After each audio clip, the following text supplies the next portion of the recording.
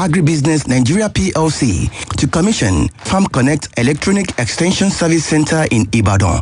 Date, Thursday, 29th April 2021. Time, 12 noon. Venue, Ramat House, T Exclusive Road, opposite Basharun High School, Basharun, Ibadan. Theme, Big Data and Agriculture, what the future holds. To participate, register at www.farmconnectng.com. Telephone 0905 910 2364. Thank you. Splash FM 105.5.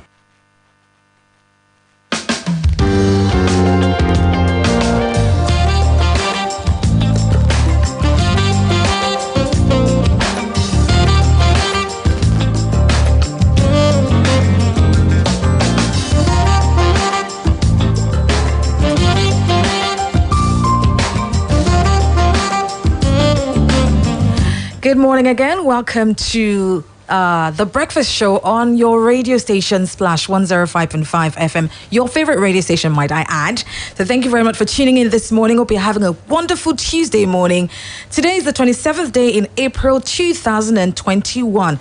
And of course, this is your integrity station, your favorite radio station, Splash 105.5 FM. We're reaching you live from the big brand roof city called Ibadan, the capital of Oyo State. And I hope you're doing great wherever it is you're listening to me from. I'm Ronke Giwa Onafuwa, and I'm your host on today's edition of the breakfast show, The Morning Splash. And it's going to be a great time as we have just about 45 minutes left with you. So I'm going to make it worth your while. All right, away from all of the insecurity stories, away from all of the stories that's, increasing, sort of like bringing up a high blood pressure. This morning we talked about the insecurity issues in the north, the abduction issues, the Kaduna State students that were killed, abducted, and then some of them killed. That's enough to, they're really depressing stories out there. So I always like to tell people, any way that you can, it's still obviously know what's happening, but find some time away where you get some self-care. It's important. Every Nigerian needs, some moments or a moment to just laugh, watch something that's different from what's in the news, and just do something for your mental health, because some of these stories can definitely do a number on you. So we're going away from all of those stories today to talk about something else that's also very important, equipping young people for the future. And I saw a news story in the papers, which was about, I think, a few days ago, actually, where an educationist had observed that students should be equipped with the necessary practical life skills needed to survive and thrive even after school. And she made this observation at an event. In her opinion, to be progressive in today's fast-paced and challenging world, students need more than academics. She claimed that by complementing academics with extracurricular activities, students will be well positioned to face the future. In this story, she says, our world has changed, and every day it becomes more evident that many Nigerian graduates are not well prepared for life after school because they lack valuable skills such as entrepreneurship, communication, emotional intelligence, leadership, critical thinking, and growth mindset. The root of this problem, she says, can be traced back to elementary and secondary schools, focusing mainly on academics. And she also says that schools would do better by taking extracurricular activities seriously, as these activities help children to develop many of these valuable skills. And she says, aside from extracurricular activities, students also must participate in both local and international trips and competitions. Obviously, this is for, we call them bougie, people who are more in, the more expensive schools, if you know what I mean. So, but I think that even if your children are not in expensive schools, there are ways that even by yourself you can do certain things as a parent. Because I know certain schools that they're just very academic. Everything has to be about being on some merit list. Everything has to be about scoring a particular score in all your subjects. So it behoves you as a parent to, during the holidays, do certain things with them that also help them, equip them, aside from the academic things that they learn. For example, my children do swimming. It's important. You must learn to swim. I think that swimming is a very important skill in life. Swimming, there are all sorts of things that they can do as well. Also just to take their minds away from all of the academic things that they do. And, in this day and age, when I find people who even come to apply for jobs and I have to interview them, I'm wondering, because obviously in an interview, it is not a BODMAS that you are going to use to answer those questions. We work with people in an official setting, and you find that they have no emotional intelligence at all. That's because these things are not taught. Those things you don't just pick, they don't just happen naturally. They have to be taught. Emotional intelligence, communication, presentation skills, etc. So whilst we ask people to get somebody who can teach you how to speak, get somebody who can teach your children how to communicate better, get somebody, because some of these things they do not learn in school at all. So I've got somebody who's going to do such great justice to this discussion with me today. She's an educator herself. And she's been here before, if you remember. If you don't, well, I'm glad that you're going to get to hear her today. She's the Senior Assistant Registrar Marketing at Leeds City University, Ibadan. She's a certified teacher with a passion for teaching English. She's also a teacher trainer who has taught learners from preschool to high school, as well as adult learner. She is Mrs.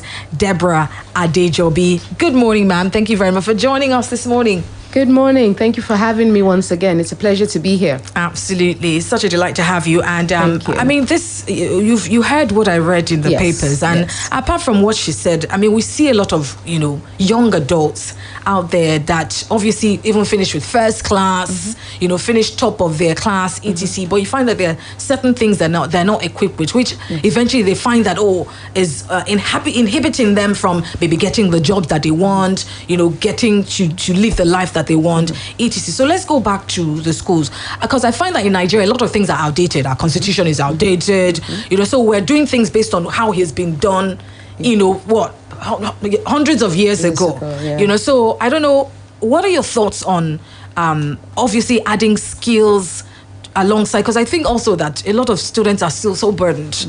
You go to a lot of schools and they're so competitive with how to pass it. So adding certain would you say that absolutely curriculums are packed? Would you say that there will be space to add certain things that are not so academic, or do you even think it's necessary at all?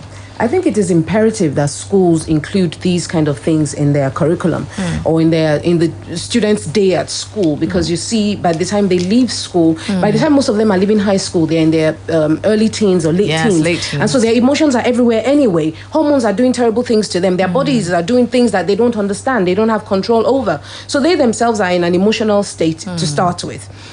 Then they come into a big wide world where they meet new things, new challenges, new things that they have never faced before, and they don't know how to handle themselves. So it behooves upon the schools then to train these children while they are still in high school, to give them the soft skills that they need to survive, to give them, to teach them emotional intelligence, to teach them social intelligence. I mean, when we talk about the kind of learning that we do in Nigeria, we're teaching to the test. So we just have a curriculum, we have a content, we teach that content. Come exam day, the students just pour back that information to us. So have they really learned anything? Can they really do what they have learned? Can they prove by the way they live their lives, by the things that they do, that they have learned anything? In most cases, the answer is no. Absolutely. And so it is because the schools are doing them a disservice. We haven't designed a curriculum that is robust enough to encompass all these things that we talked about. So social, emotional, intelligence, soft skills, communication skills, presentation skills, even how you use your body to communicate. Absolutely, right. Without saying a word, you can communicate tons with your body language. Absolutely. Students need to learn that while they are still in high school. Yes. So that by the time they come out, they are ready to face any situation that they meet. I saw a post, a meme one day, and it was a joke, but where somebody was saying, he was bottom of his class, but he was very street smart and he was learning certain things. And so those of you that were coming first and all of that, where are you now? Do you think it's an either or situation? Do you feel that someone who's probably more academic and somebody who's learning more skills, would the person who has more skills have more of an edge than somebody who's just purely academic? Certainly, somebody who has learned extracurricular skills, who has learned vocational skills, who has learned these emotional and soft skills that we're talking about will certainly do well, because academics alone can only take you that far. In fact, there's an educationist called Tony Wagner who said that what schools are teaching is not the skills that the students need. We're teaching them the academics, but there's so much more that they need, especially living in this internet generation that they are. There's so many things they need to be able to do research on their own, to be able to complete forms. Young ones don't even know the meaning of the titles on the forms. They don't know what to do with them.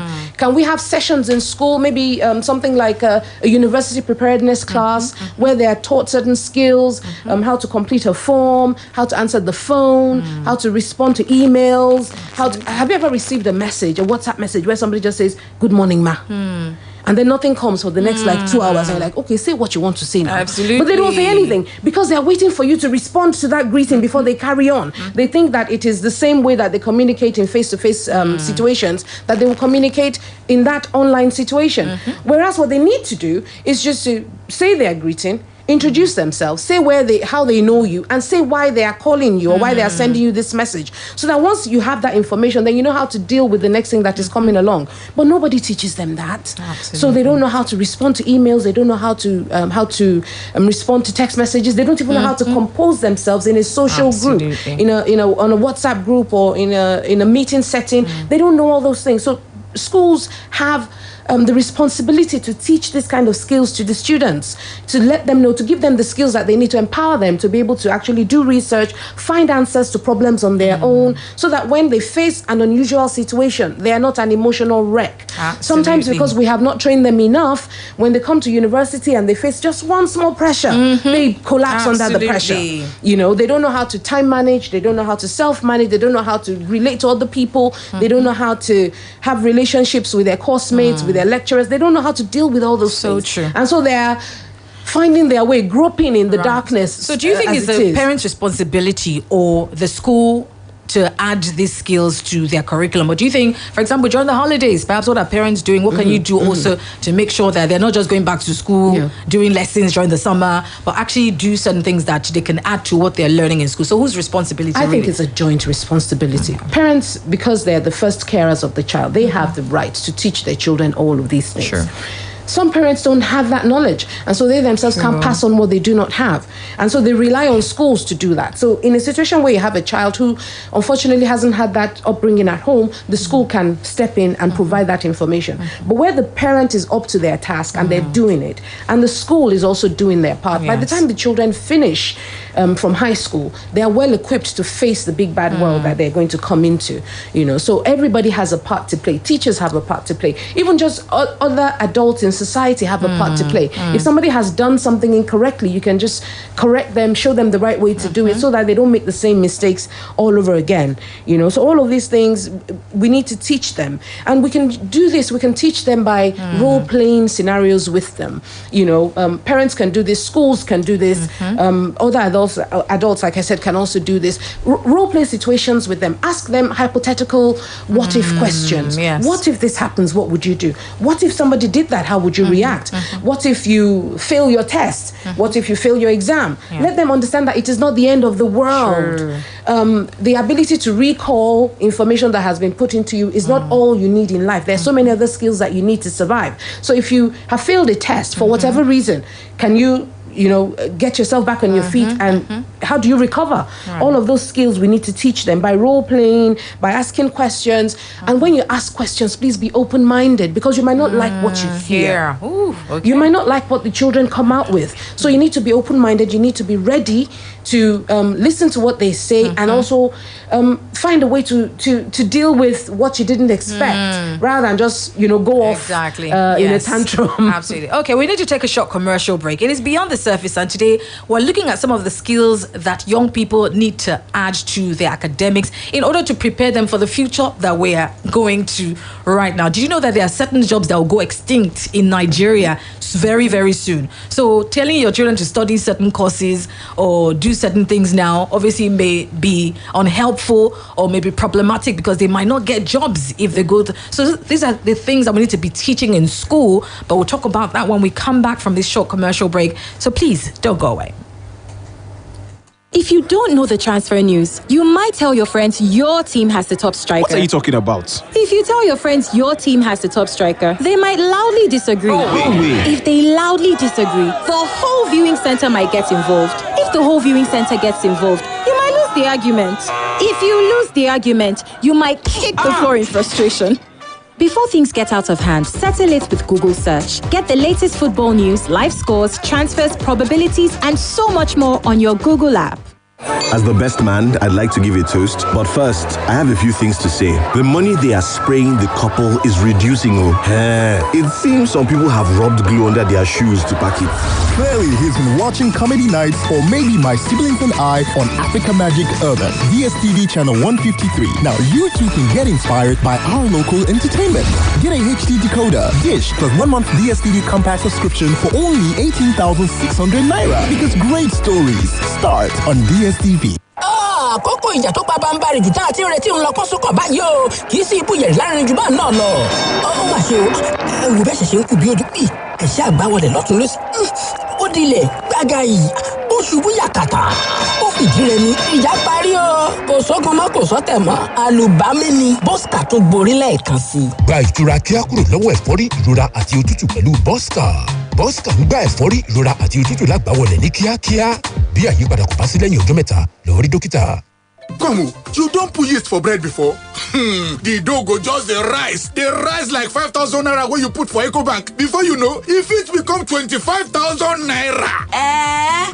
Oga Baker! Hi! Now so EcoBank customers just dey dance a willow as EcoBank Super Rewards don't begin boku their money falla. Save 5,000 naira for your EcoBank account for 30 days or open new EcoBank account with 5,000 naira deposit and you fit be one of the 50 people who go collect 25,000 naira a woof every week for 4 months. 4 people go win 1 million naira grand prize each. Collect EcoBank card for your account and link your card to *326# or EcoBank mobile to increase your assurance. Terms and conditions apply. EcoBank, the Pan-African Bank. Allahu Akbar Allah. Na gode ranka ya dade. Allah ya saka da alkhairi. Babu damuwa abokina. Wannan ai ba komai bane. Baba, me yasa kake rabawa al'umma kyauta a lokacin Ramadan? Mahaifina ya taba faɗa min kuma ni ma zan shaida maka. Kyauta ginshiƙin rayuwa ce. Kai kyautar wani abu kullum komai kankantar sa. Don haka ka zama mai kyautatawa wasu kamar yadda kai ma ake alfahari a gare ka. Shi yasa ka sai sabon paketin Indomie na farin cikin fara azumin watan Ramadan?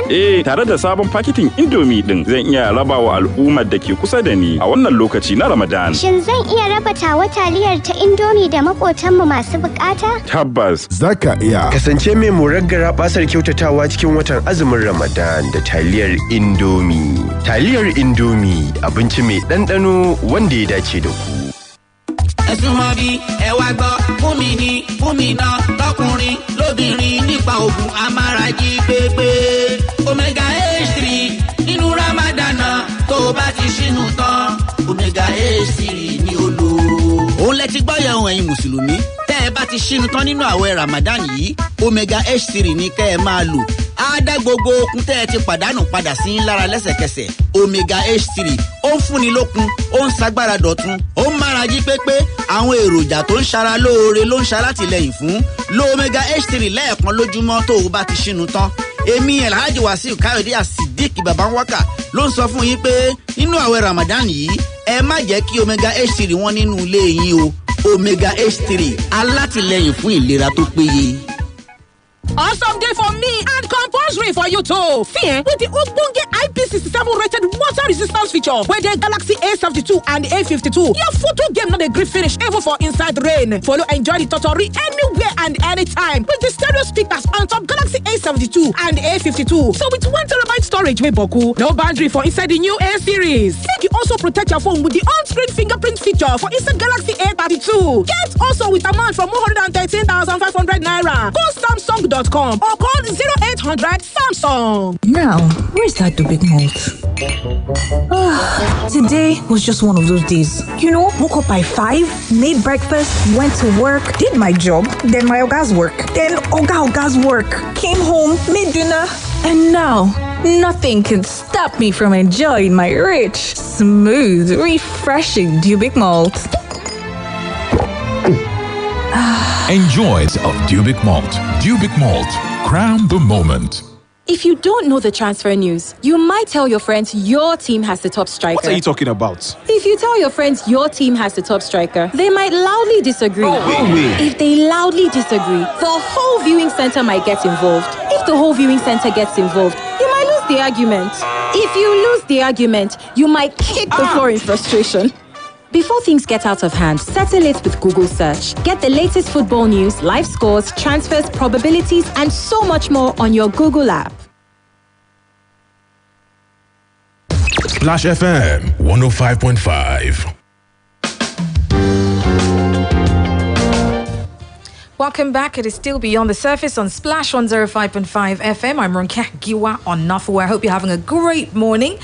Okay, for those who are just joining us, you missed a little, but don't worry. There's still a bit more to catch up on, so do stay tuned as we look at how educators can prioritize preparing students for life after secondary schools. I was reading something recently where it says that the National Bureau of Statistics reveal that 11.55 million Nigerians that are willing and able to work are out of jobs as new technologies take over the workspace, and as many jobs become extinct, the number of people that will be out of their jobs will be on a steady increase if they don't keep up with the change. So what are the changes that we need to prepare our children for? Do you know that jobs like cashier, factory worker, bank tellers, even librarians, they say typists, computer operator, postmaster, telephone booth operators are going extinct as obviously technology is taking over. All right, so I've still got here with me Mrs. Deborah Adejobi, who is an educator. She's someone who helps people to communicate better. She teaches communication, she teaches English, and she does a fine job at it as well. So thank you so much once again. Thank you for being here with us. All right, so we're going to go through a list because there are definitely some skills that people must possess. And when we see adults these days and certain ways that they behave, even on social media, you know that obviously it's because they haven't been given some of these skills. So, I mean, number one is, for example, we've talked about how so many people will be out of jobs. Entrepreneurs are carrying the nation as it is. So how are we teaching entrepreneurship in schools? Are we preparing people to be entrepreneurs? Everybody wants a job in one, in the top, 500. Everyone wants a fancy job, a blue collar job, but not everybody's going to get that opportunity. So if we don't prepare young people for a future where there are no jobs and they must be the ones to create those jobs, then we'll still keep having people who are just depressed and sad and all of that. What are your thoughts on that? On this issue of entrepreneurship, permit me to say this. At Leeds City University, we prepare our students to be job creators. Okay, so we have entrepreneurial skills that is part of our curriculum. Right. Part of what we teach. And so when our students leave us, they don't need to start looking for work, just like, you're saying that they might not be. They actually have the ability to create their own business and start their own business on their own. Some even before they leave school. As every school should have. I think that every university should do. As every school should do. I mean, we give the students 2 opportunities while they're with us during the 4 or 5 years that they're with us to actually learn an entrepreneurial skill. So I encourage other schools to think about inputting that into their own system as well. Infusing a bit of vocational skills, practical skills that students can use to actually work for themselves. Things as mundane as soap making, hairdressing, nail art, and things like that. Things that the young people would do and enjoy doing, so things like that, we can actually put that into the curriculum to give them the skills. I think even from secondary school, I mean, we're talking about, even from secondary school, we can do that absolutely as well. Because these children are, we call them the internet generation. Yes, and so everything that they do is on the internet. They were born into this thing, and so they think and act and learn differently. They are motivated to learn differently from the old way that we used to learn. And so we need to do the things that we do differently. We need to infuse a lot of technology into our teaching methods. We need to allow the students to collaborate with each other. Most of the time in school, we tell them, sit still, don't talk, don't make noise, don't stand up, stay where you are. And we give them all these instructions. Even the uniforms that we wear, we want them to conform to certain rules. And so we just want them to be one way.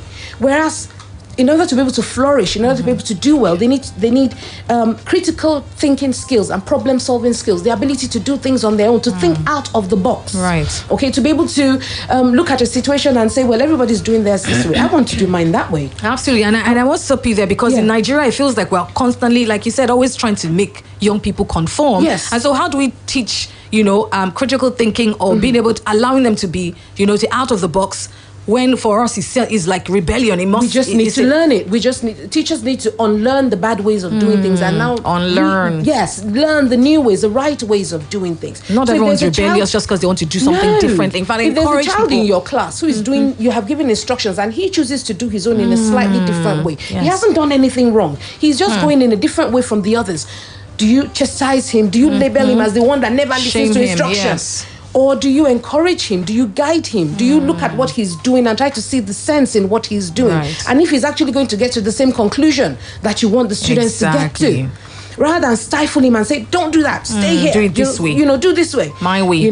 So we need to teach them critical thinking skills, allow them to think outside the box, allow them to ask questions. Nothing new ever comes without asking questions. You need to ask a question. Why is this so? And when you ask that question, then you start to find solutions to that problem. So we've talked about critical thinking and problem solving skills. Yeah. The next thing that they need to be able to do is they need to be able to collaborate and work together across networks. As a team. Now there's a lot of work going on online. There's a lot of work being outsourced to other countries and stuff like that. So you're going to need to work with people from different cultures, people that speak different languages, people that do things differently from how you people do. That you need to be able to appreciate diversity.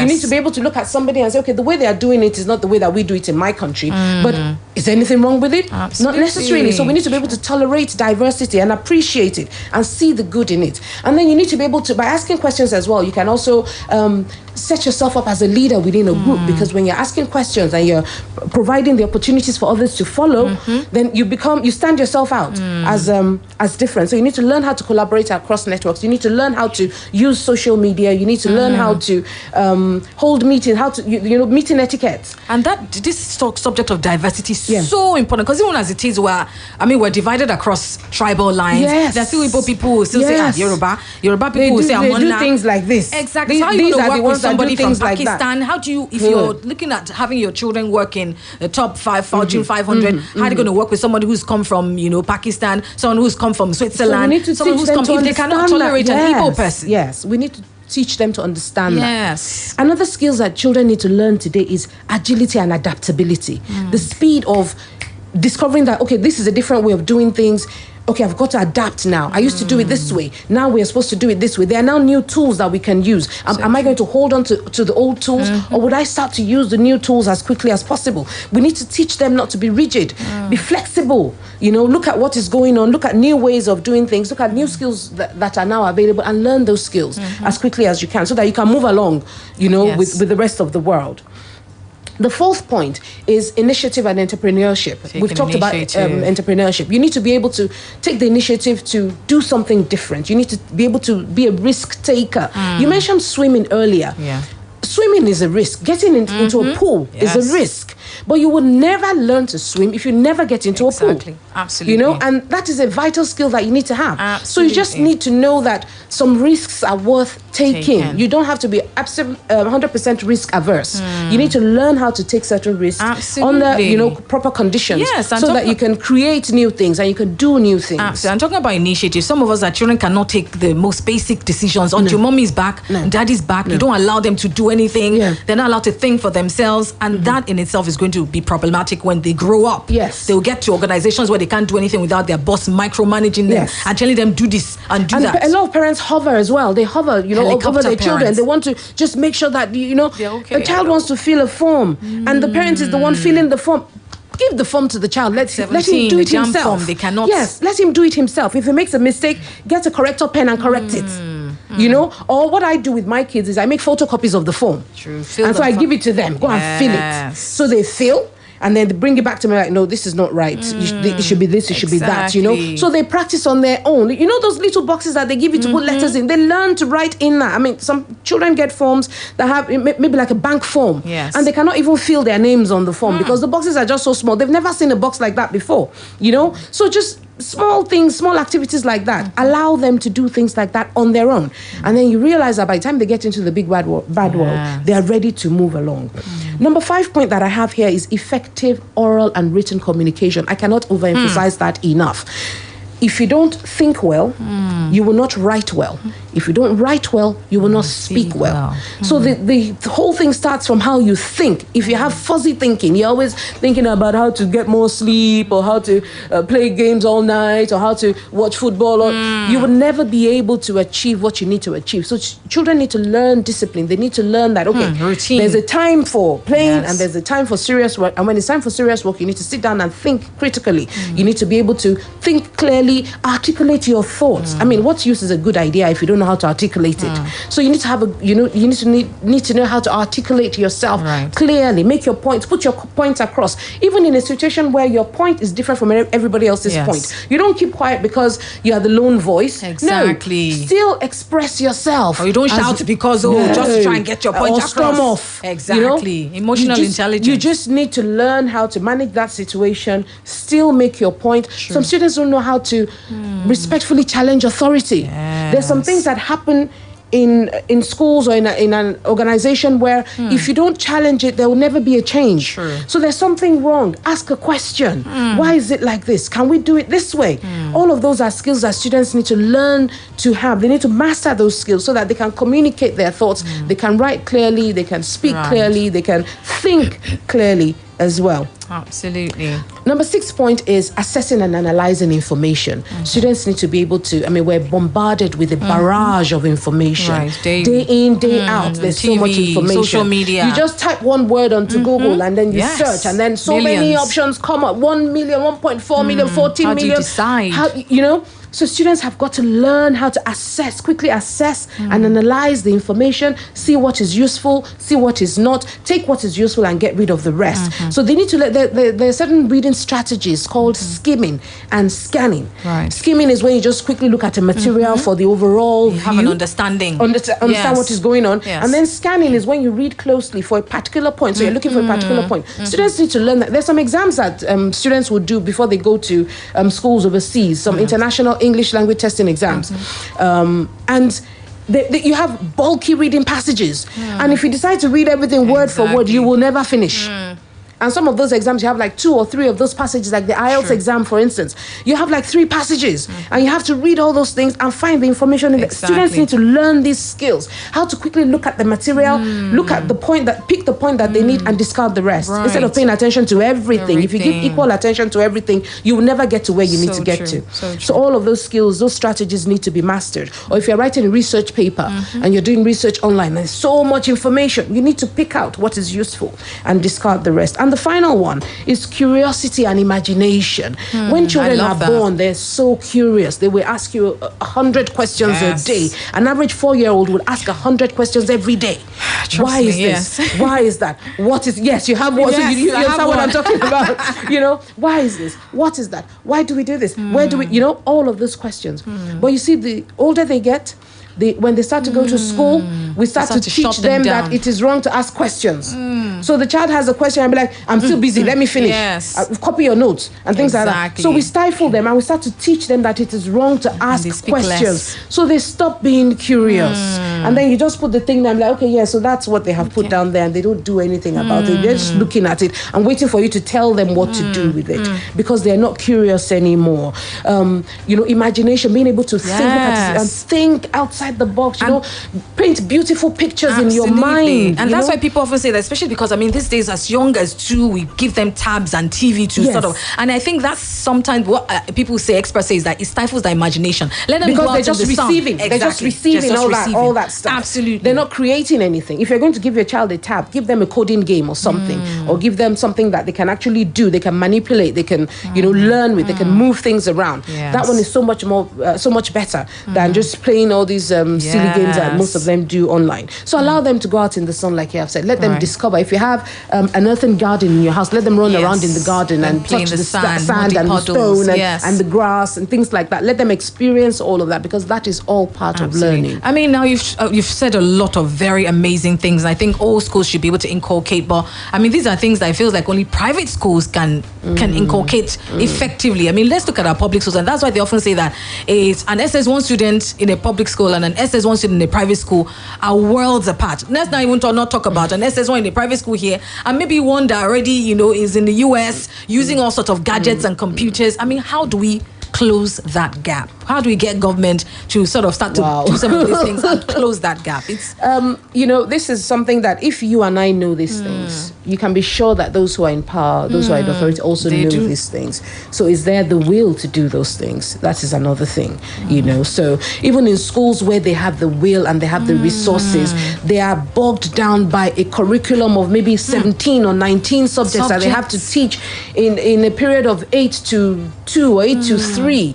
And so they know that these things are desirable, they know that these things are good, but they don't have the time to put them in. So true. And so the whole system just needs to be rearranged and reorganized in view of how life is today. Absolutely. Teach the things that are important. It is good to know body mass. It is good to know all of these theories that we learn, but how much of it are you actually using in your day-to-day life? And do we want shocked, to reschedule? Mrs. Adejobi, yes, that sometimes the parents, because I know some teachers complain about how they are trying to, for example, that's why I love the Montessori system. I love it. I mean, my children, I love it. But you find that some parents will start saying, my child is not knowing 1 to at age 2. He's not doing 1 to 50 yet. Their cousin can do 1 to 10, can read a book. You feel shocked that it's parents that put this pressure on themselves and start to place pressure on schools to start to do some of these things. I know a school administrator who said to give a child a pencil before the age of 6 is child abuse.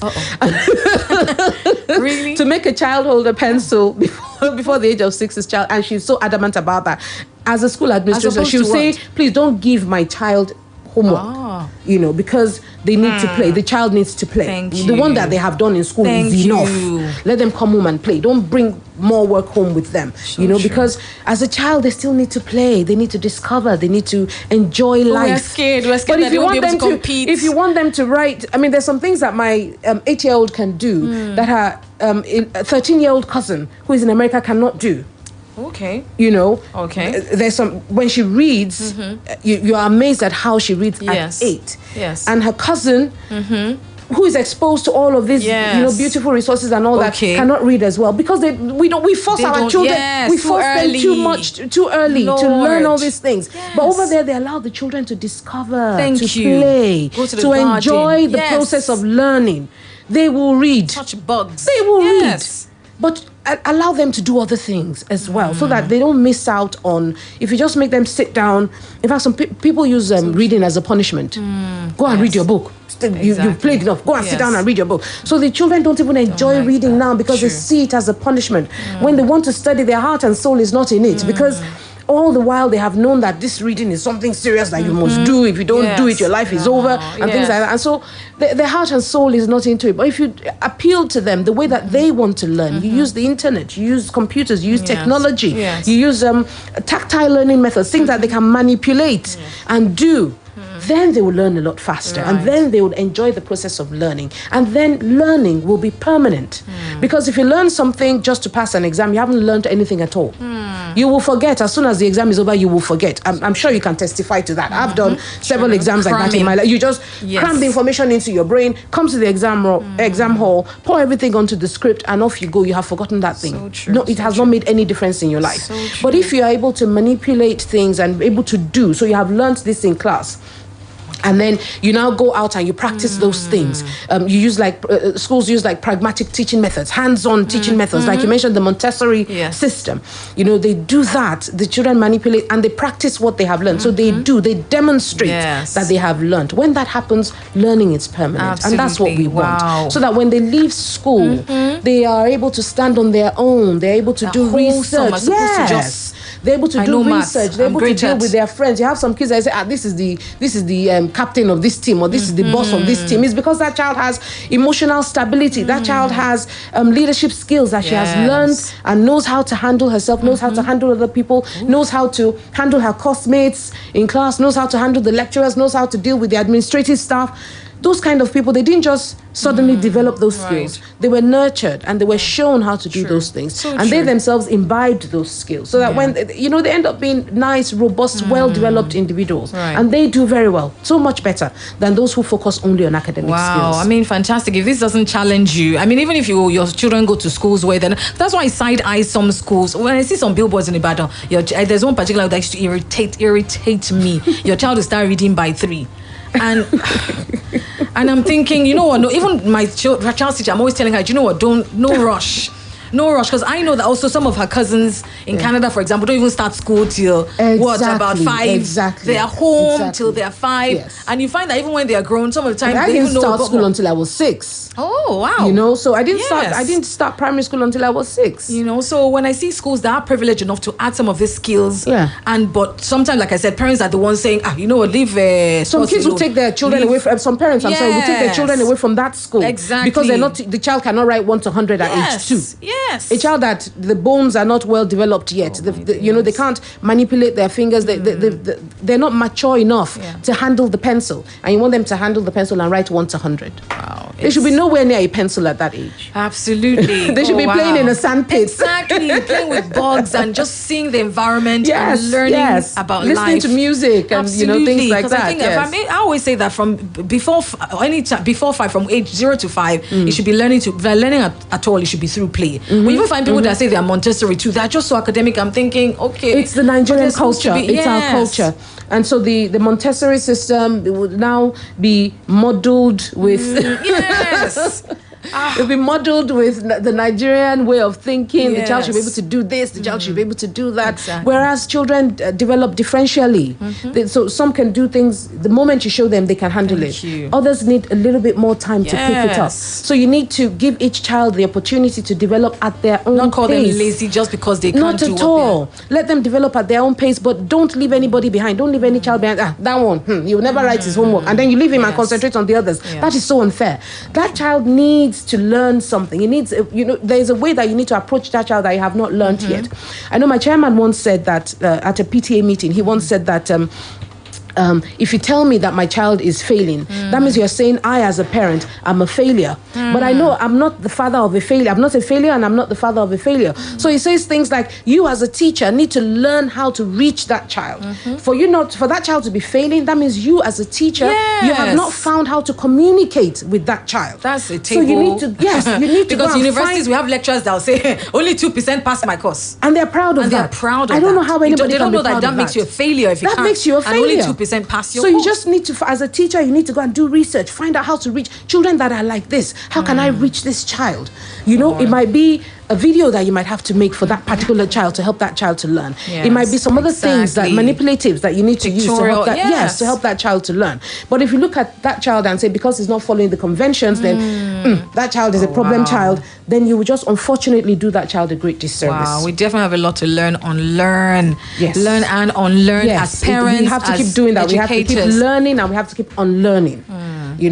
Unlearn the bad things and learn the new ways of doing things. Learn even when you didn't know that thing was, even if it's not necessarily wrong, it's outdated. Right. There are new ways of doing it. Unlearn that old way and learn the new way of doing things. Wow, thank you so much, Mrs. Adejobi. You're always such so with such passion every time she's here. I talk with my whole body. Yes, with her whole body and with her, and that's fantastic because you're in the right place doing the right thing. Because then you are also contributing to help us raise the best future. I really enjoy the work that I'm doing. I work with young people every day in, day out. What gives me the greatest pleasure is when somebody's just walking down the corridor and comes into my office and says, I just came to say hello, ma.